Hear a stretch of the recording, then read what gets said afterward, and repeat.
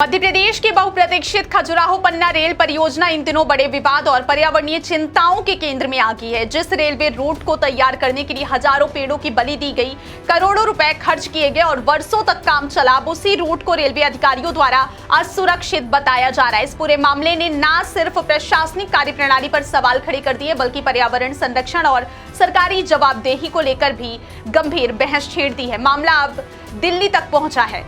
तब रेल मंत्री अश्विनी वैष्णव ने खुद हस्तक्षेप करते हुए पूरे प्रकरण की नए सिरे से समीक्षा कराने के निर्देश दिए हैं। क्या आपको बोरवेल करवाना है लेकिन लोकल और सस्ते पाइप्स लगाकर हो गए हैं परेशान? तो अब आपके शहर में आया है न्यूट्रॉन 40 kg बोरवेल पाइप। दमदार क्वालिटी के साथ 10 साल की गारंटी, ज्यादा मजबूती और लंबी उम्र का वादा। तो अगली बार बोरवेल करवाएं, केसिंग पाइप सिर्फ न्यूट्रॉन 40 kg ही लगवाएं। रेल मंत्री ने अधिकारियों को आदेश दिया है कि पुराने रूट का दोबारा विस्तृत अध्ययन किया जाए। यह वही रूट है जहां रेलवे लाइन बिछाने की तैयारी में 54,578 पेड़ काटे जा चुके हैं।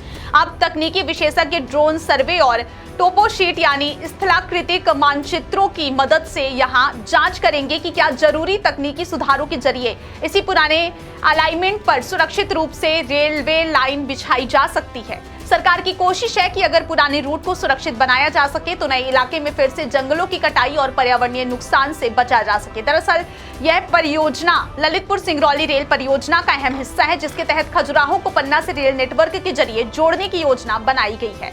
रेलवे लाइन को अजयगढ़ घाटी और पहाड़ी इलाकों के बीच से गुजरना है, जो भौगोलिक रूप से काफी चुनौतीपूर्ण क्षेत्र माना जाता है। रेलवे ने वर्ष 2021 में इस रूट का डिजाइन अंतिम रूप से मंजूर किया था।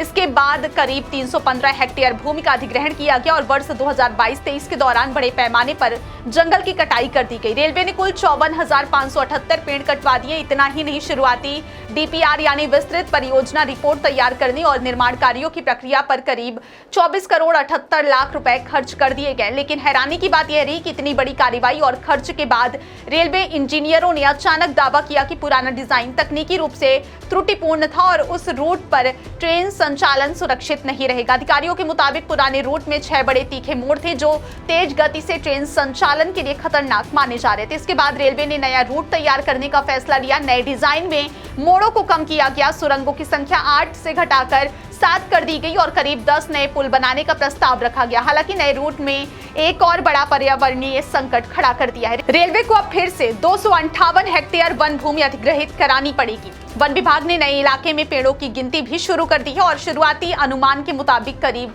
50,000 और पेड़ काटे जा सकते हैं। यानी पहले ही 54,000 पेड़ खत्म हो चुके हैं और अब नए रूट के नाम पर हजारों और पेड़ों पर खतरा मंडरा रहा है। इससे पर्यावरणविदों और स्थानीय लोगों में भारी नाराजगी है।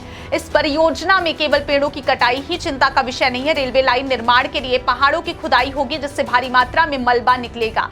रेलवे इस मलबे को पास के लिए जंगलों में डंप करना चाहता था, लेकिन पन्ना टाइगर रिजर्व प्रबंधन ने इसका कड़ा विरोध किया है। टाइगर रिजर्व के डिप्टी डायरेक्टर वीके पटेल ने रेलवे को स्पष्ट रूप से चेतावनी दी है कि वन्य जीवों और पर्यावरण की सुरक्षा से मद्देनजर जंगल के भीतर मलबा फेंकने की अनुमति नहीं दी जा सकती। उन्होंने कहा कि मलबे का निपटान जंगल की सीमा के बाहर ही करना होगा, ताकि वन्य जीवों के प्राकृतिक आवास को नुकसान ना पहुंचे। वहीं पूरे विवाद के बाद अब पश्चिम मध्य रेलवे जबलपुर ने डैमेज कंट्रोल की कोशिशें शुरू कर दी हैं। रेलवे अधिकारियों का कहना है कि काटे गए पेड़ों की भरपाई के लिए अगले मॉनसून से पहले निर्धारित संख्या से 2 गुने से भी अधिक पौधे लगाए जाएंगे। इसके अलावा रेलवे ने अतिरिक्त महाप्रबंधक के आदेश पर 3 सदस्यीय जांच समिति का गठन किया है, जो इस पूरे मामले की जांच करेगी। लेकिन सबसे बड़ा सवाल अब भी कायम है कि अब जब 2021 में इस परियोजना का डिजाइन फाइनल किया गया था, तब इतनी बड़ी तकनीकी खामी विशेषज्ञों की नजर में कैसे नहीं आई? यदि शुरुआत में ही सही सर्वे और परीक्षण किए गए होते तो ना हजारों पेड़ काटने पड़ते और ना ही करोड़ों रुपए बर्बाद होते।